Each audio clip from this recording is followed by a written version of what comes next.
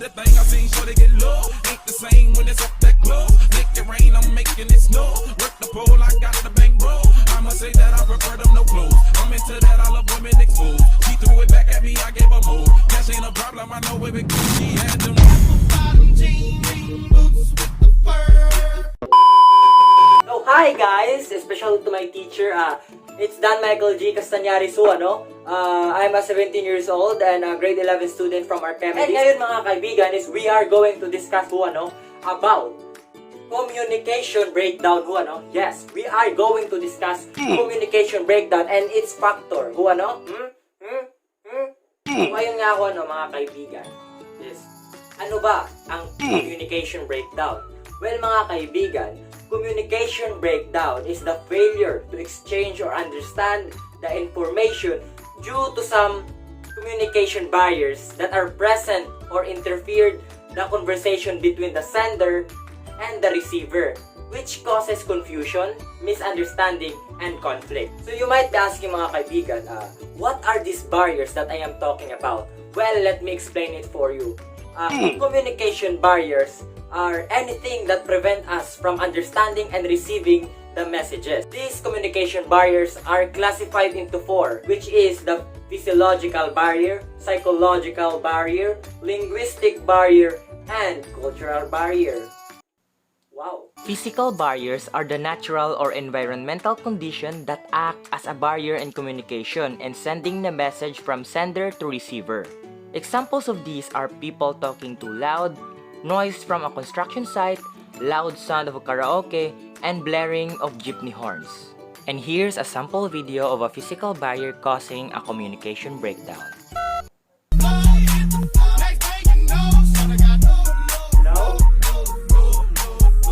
Hello, sir. Hello. Sir, may ano po tayo ngayon, sir? May meeting po tayo ngayon, sir. Hi, hello. Sir, naririnig mo ba ako, sir? Hello, sir. Hello. Pasensya na. Hello. Hi, hello. Sir, hello. Sir, hello.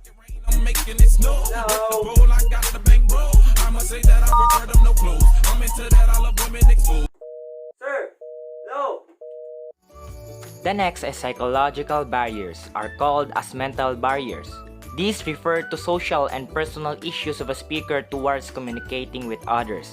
Examples of these are trauma, shyness or lack of confidence, depression, fear or stage of fright. And here's a sample video of a psychological barrier causing a communication breakdown. So, Mr. Rodolph, today is your report. Oh! Ako po! Please prepare, come here in the front and show us what you have, okay? My God, hindi pa ako nakapag-ready. Teka, oh my God, siguradong betlog tong score ko. Oh my. Good morning everyone. And today, I'm going Nakaka-pressure naman yung mukha ni sir. report about this subject because Wait, science, what do you know about... hindi. Oh my God, kalma lang. Kalma lang, self. Kalma lang. Kaya mo to. Kalma lang. Kalma lang. they is right above us. The volcano is the mountain. No, not the mountain, but it is like a mountain, but bent circle at the top and bent. The next is cultural barriers, pertain to communication problems encountered by people regarding by their intrinsic values, beliefs, and traditions in conflict with others. People's culture may affect the way they communicate and relate to others. Examples of these are different beliefs, traditions and customs, manners of dressing, and speaking. And here's a sample video of a cultural barrier causing a communication breakdown. Excuse me? Yes, ikaw po. Bakit hindi ka po naka-face mask? Why? May virus po kasi. I don't believe in that virus. Kasi, dapat po kasi tayo mag-face mask, sir. Because, no, I don't believe in that kasi feel ko yung virus is exaggeration lang po yan ng political, something po. Kasi, feel ko, I think, sir, Hindi po. I don't believe in them kasi they are just using such information to exaggerate things, no? Para makontrol po tayo mga ano before. Hindi po.